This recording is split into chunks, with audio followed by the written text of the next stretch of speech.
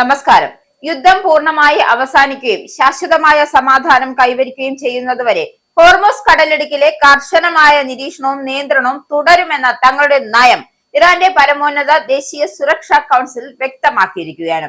നാവിക ഉപരോധം പോലുള്ള നടപടികൾ വെടിനിർത്തൽ ലംഘനമായി കണക്കാക്കുകയും പരിമിതമായി തുറന്നുകൊടുക്കൽ പോലും തടയുമെന്നും ഇറാൻ വ്യക്തമാക്കുന്നുണ്ട്.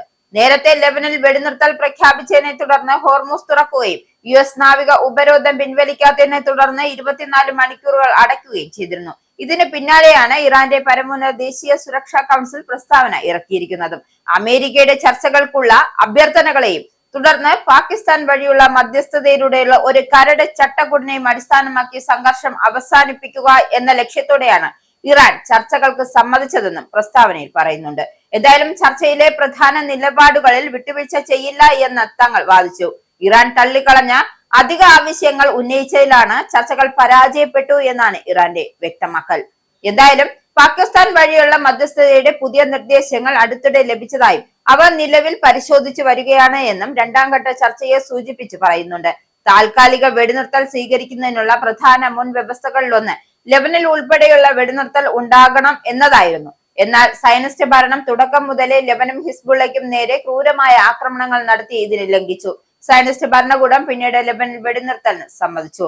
വെടിനിർത്തൽ മാനിക്കുകയാണ് എങ്കിൽ ഹോർമോസ് കടലിടുക്ക് താൽക്കാലികമായി വ്യവസ്ഥാപിതമായും വാണിജ്യ കപ്പലുകൾക്ക് മാത്രമായും തുറന്നുകൊടുക്കും. സൈനിക കപ്പലുകൾക്കോ ശത്രു രാജ്യങ്ങളുടെ സൈനികരെ കപ്പലുകൾക്കോ ഇതിൽ പ്രവേശനമുണ്ട്. സൈനിക കപ്പലുകൾക്കോ ശത്രു രാജ്യങ്ങളുടെ സൈനിക ഇതര കപ്പലുകൾക്കോ ഇതിൽ പ്രവേശനമുണ്ടാകില്ല. ഇറാൻ സായുധ സേനയുടെ നിയന്ത്രണത്തിലും അനുമതിയോടെയും ഇറാൻ നിശ്ചയിച്ച പാതകളിലൂടെ മാത്രമായിരിക്കും കപ്പലുകളുടെ സഞ്ചാരം. പേർഷ്യൻ ഗൾഫിലെ US സൈനിക താവളങ്ങൾക്കുള്ള ലോജിസ്റ്റിക് സഹായത്തിന്റെ ഭൂരിഭാഗവും ഹോർമൂസ് കടലിടുക്ക് വഴിയുള്ള കപ്പൽ ഗതാഗതത്തിലൂടെയാണ് നൽകുന്നത്. ഇത് ഇറാന്റെ ദേശീയ സുരക്ഷയ്ക്കും ഈ മേഖലയ്ക്ക് ഭീഷണിയാണ് എന്ന് കണക്കാക്കുന്നു. യുദ്ധത്തിന്റെ പൂർണ്ണമായ അവസാനം ഈ കടലിടുക്കിലൂടെയുള്ള ഗതാഗതത്തിന്റെ മേൽനോട്ടവും നിയന്ത്രണവും നടപ്പാക്കാൻ ഇറാൻ പ്രതിജ്ഞാബദ്ധമാണ് എന്നും ഇറാൻ സുപ്രീം കൗൺസിൽ വ്യക്തമാക്കിയിട്ടുണ്ട്. കപ്പലുകൾക്ക് എന്തെല്ലാം നിയന്ത്രണങ്ങളാണ് ഉണ്ടാവുകയെന്നും പ്രസ്താവനയിൽ വിവരിച്ചിട്ടുണ്ട്. കടന്നുപോകുന്ന കപ്പലുകളിൽ നിന്നും പൂർണ്ണമായ വിവരങ്ങൾ ശേഖരിക്കും. ഇറാന്റെ ചട്ടങ്ങൾക്ക് അനുസൃതമായി യുദ്ധകാല സാഹചര്യങ്ങൾക്കനുസരിച്ചുള്ള യാത്രാ സർട്ടിഫിക്കറ്റുകൾ നൽകും. സുരക്ഷ, പരിസ്ഥിതി സംരക്ഷണം എന്നിവയുമായി ബന്ധപ്പെട്ട സേവനങ്ങൾക്കുള്ള ഫീസുകൾ അടയ്ക്കേണ്ടി വരും. ഇറാൻ നിശ്ചയിച്ച പാതയിലൂടെ മാത്രമായിരിക്കും കപ്പലുകൾക്ക് പോകാനാവുക തുടങ്ങിയ നിയന്ത്രണങ്ങളാണ് ഏർപ്പെടുത്തുന്നത്.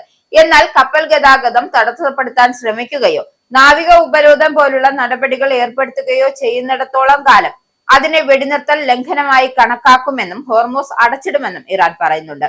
അതേസമയം ഇറാനുമായി വളരെ നല്ല സംഭാഷണങ്ങൾ നടക്കുന്നുണ്ട് എന്നാണ് US പ്രസിഡന്റ് ഡൊണാൾഡ് ട്രംപ് പറഞ്ഞു വെക്കുന്നത്. ഇറാൻ കുറച്ചുകൂടി സുന്ദരമായി പെരുമാറുന്നുവെന്നും അദ്ദേഹം ഓവൽ ഓഫീസിലെ മാധ്യമ പ്രവർത്തകരുടെ ചോദ്യത്തിന് മറുപടി പറഞ്ഞു. ഇറാൻ വീണ്ടും ഹോർമൂസ് അടച്ചതിനെ കുറിച്ചുള്ള ചോദ്യത്തിന് അവർ ഞങ്ങളെ ബ്ലാക്ക്മെയിൽ ചെയ്യാൻ കഴിയില്ല എന്നാണ് ട്രംപിന്റെ മറുപടി. എന്തായാലും വരും ദിവസം പശ്ചിമേഷ്യൻ യുദ്ധം വീണ്ടും കനക്കുമോ അതോ സമാധാനത്തിലേക്ക് എത്തുമോ എന്ന കാര്യം കാത്തിരുന്ന് തന്നെ കാണാം.